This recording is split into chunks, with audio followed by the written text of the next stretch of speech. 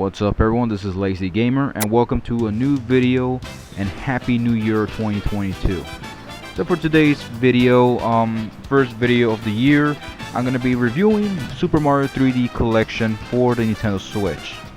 So Super Mario 3D Collection was released in September 18 of 2020 and ran for about 6 months until March 31st, 2021, where Nintendo supposedly stated that the game was going to be discontinued, which is sort of ironic because I've actually seen copies of the game still at several stores such as Walmart or Best Buy. And during those 6 months it actually sold 9 million copies because people were going crazy over this game, thinking that they were gonna stop, making this game. So what is what is Super Mario 3D Collection? So Super Mario 3D Collections actually consists of the first three 3D Mario games, which is Super Mario 64 from the Nintendo 64 era, Super Mario Sunshine from the GameCube era, and Super Mario Galaxy 1 from the Nintendo Wii era. So I'm gonna go ahead and talk about this game. I'm gonna review it. I'm gonna do my best. It has been a while since I've done my last review, the last one being Doom Eternal, which was back around summer 2021. But yeah, let's go on right ahead and review this game.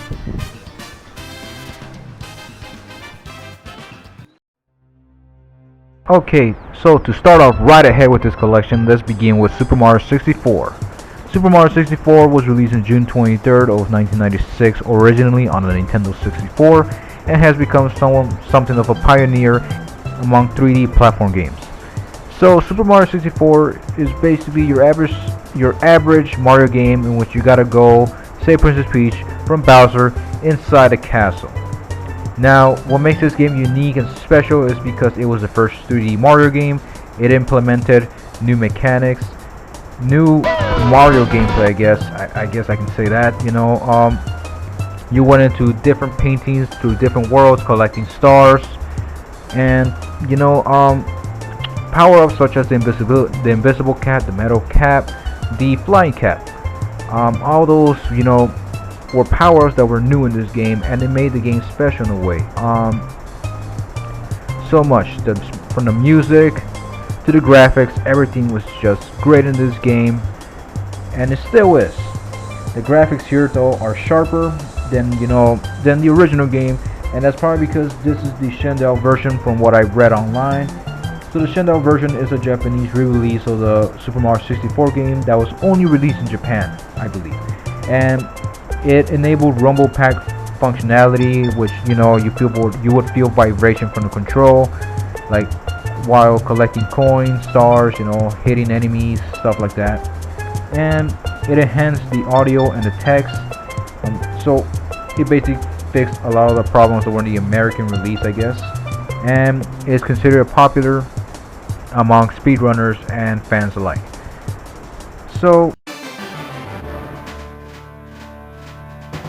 I still have fond memories, playing through this game, especially going through places such as the Boom Mansion or Rainbow Road, Bomb on Battlefield. So this game has a special place in my heart, of course, and I consider it to be one of the best Mario games ever made. Now, the one thing I can say is that disappointed me in the collection is that it was in desperate need of an upgrade. Why I say that? Because the controller layout for this game is a bit dated. Now, while playing through the second world, I had trouble maneuvering through the whole fortress, I guess. And while doing so, I fell off the stage many times. I don't know how many times it was, I lost count. But I spent falling off from the stage 10 minutes until I got it. And the graphics also needed a bit of an enhancement, and while it's good, right, it looks sharper, but I guess I had a bit of high expectations regarding the graphics. Thought it would look more something like the next two games I'm going to talk about. But yeah, and not to mention the fact that there was already an enhanced version of Super Mario 64, which, if you guys haven't heard, is Super Mario 64 DS, which had more characters: Yoshi, Mario, Luigi, Wario, I guess. From what I remember, It had more stuff in it. The visuals were also upgraded in that game as well. More bosses too, I think. I don't remember much, but something like that.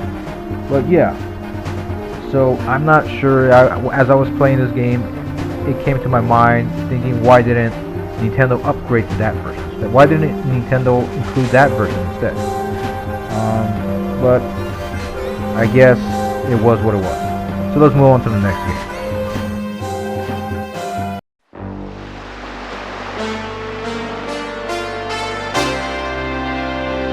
Super Mario Sunshine! Woohoo! So coming up next in the collection is Super Mario Sunshine. Super Mario Sunshine was released on the Nintendo GameCube on July 19 of 2002, and this game is actually considered one of the most controversial games in terms of Mario ever made.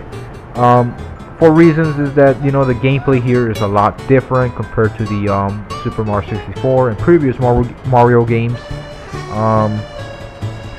Is that it introduced a new gimmick, and this one actually is one of my favorite games. And for reasons is that it takes place in a new setting, a new tropical setting known as Aldefino.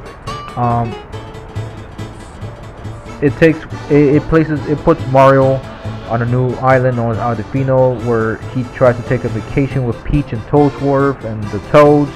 And as soon as they land their plane on the island, things go awry from the beginning. Mario's arrested, he was ordered to clean up the town, and now, he has to find the imposter who caused the whole mess. And that's the story, basically. And what I like about this game too is the fact that, it's actually the first Mario game to have cutscenes with complete voiceover. So, with the exception being Mario, of course, right? You have Peach, you have the Toads, you have other characters talking with each other here in complete voice, in complete lines. So that was pretty neat. I thought that was pretty cool. Pretty funny sometimes as well. Now the gameplay, it's what turns some people away, I guess. So the game places Mario with a new gimmick where he finds something called Flood, this new device that was just placed out of nowhere, for Mario to find, I guess. And with this Flood, he can clean up the city. He could clean up a lot of piles of goop. So this game is similar to Super Mario 64, but what makes it different is the fact that instead of stars, you're collecting shine sprites, and you're using Flood to clean up piles of goop and combating enemies with this new device, or I guess cleaning them up. But yeah. So Flood is composed of many things. He can use hover, which allows Mario to fly a little bit in the air, and he can find upgrades as well, such as the rocket nozzle, which will fire Mario up in the air pretty high, and the turbo nozzle, which allows Mario to move at a high speed, like turbo mode, basically. And not only that, this game also brought back Yoshi, and Yoshi is done so well in this game in the fact that he can fire some of this juice from his stomach, from his bile, to enemies, and it transforms him into this platform, I guess. I don't know, something. There's that. And he can fly over, he can hover, well, not hover, I'm sorry, he can fly over several areas that cannot be reached. He can change colors by eating fruits as well. So yeah, there's that. The graphics in this game are just fantastic. They're so vibrant, so colorful. I think in terms of design, this is probably my favorite Mario game because the designs are so unique. It's so consistent with everything that's going on in this game, because you can feel the tropical setting in this game. It's lubricant in a way. It's authentic. I guess I can say that. But from the beach to the hotels to the amusement parks, everything feels like you're actually in a vacation setting, and only that Mario has to clean up everything, right? So yeah, the music fantastic as well. has that sort of Hawaiian feeling to it, and I like it. This sort of island feeling to it. So yeah, the only problems I have with this game is the fact that the new gimmicks, the new mechanics introduced in this game might turn some people away because it's not your standard Mario game. It's at the time it was pretty new, and I liked it a lot. And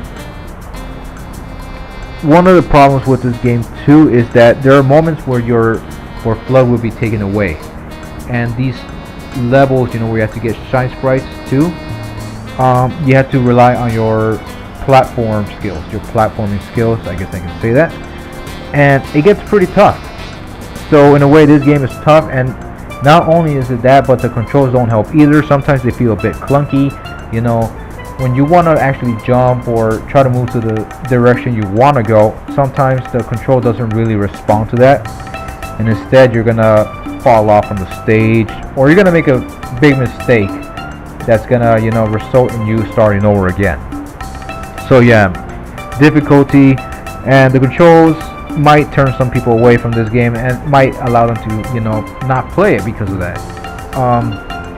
So I guess that's all I can say about this game, but other than that, this game looks beautiful, especially on a 1080p screen when it's docked on the Switch.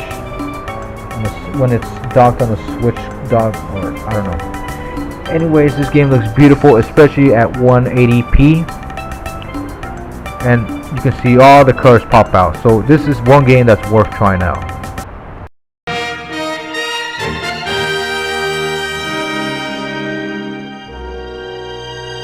Final game in the collection is Super Mario Galaxy, released in November 1st of 2007 on the Nintendo Wii. I consider this game one of the best Mario games ever made, and possibly my favorite game of all time. So this game places Mario in space this time, and what I like about it is that it brings out the best of Super Mario 64 and Super Mario Sunshine and mixes those elements into one. That platforming, the stars from both games, it makes for a great authentic game. Gravity is a major element in this game, and while it does get confusing at times with the controls, especially since it's motion controls, it feels really different. However, that was on the Wii. On this one, seems that Nintendo took great addition into fixing the controls here to make for a better experience that plays similar to that of Super Mario Sunshine.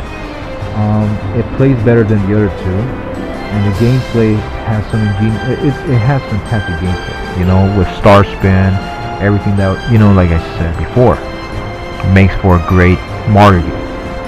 The ingenious level designs, the enemy designs, everything is great. Everything in this game is fantastic. It's often challenging, introduces new power-ups such as the bee suit or the boo cap. The soundtrack, this is actually, fun fact, this is actually the first game to introduce an orchestra in a Mario game, and it does so in a fantastic way. That is so mesmerizing, it's so vibrant that it just gives you the feelings. Now there's nothing much to say about this game, right? So the only problem with this that I had while playing this game was the motion controls. With the you have the controls, right, playing similar to that of the GameCube, but the odd thing that they added was how you get the star bits, and as you use the control, you tilt the control and you're collecting star bits, and it felt a little weird, it felt off in a way, but that's just a minor thing. And there's some minor annoyances with the control, as I guess Nintendo had some slight issues while trying to enhance the mechanics from the motion controls to a standard control, I guess. But other than that, this game is just probably one of my favorite Mario games. I don't have much to say about it, other than the fact that it's worth playing. So overall, the 3D collection is, it offers 3 fantastic games for the price of one. There's not much that they add to this. aside from the fact that you can listen to the soundtrack from all three games, which is amazing. And the quality of all three games still hold up to this very day.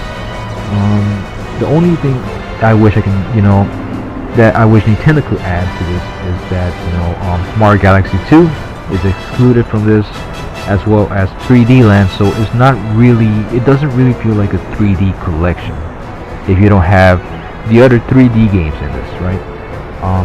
So that felt a little weird. It felt off to me. Also, the fact that this is a 3D collection, they could have enhanced Super Mario 64 just a little bit in terms of visual and mechanics. But other than that, this is still a solid collection that is worth having in a collection room, And if you're a die-hard Mario fan, this is definitely worth it. And it should satisfy both the hardcore fans and the casual audience as well. So overall, I give this game a 9 out of 10. It's a Mario 3D collection that has the best Mario games out there. Well, at least the main 3D games, right? There's not much to say here other than that. Yeah, so thanks for watching, guys. Please leave a like, subscribe, and leave a comment below. Tell me your thoughts about the collection.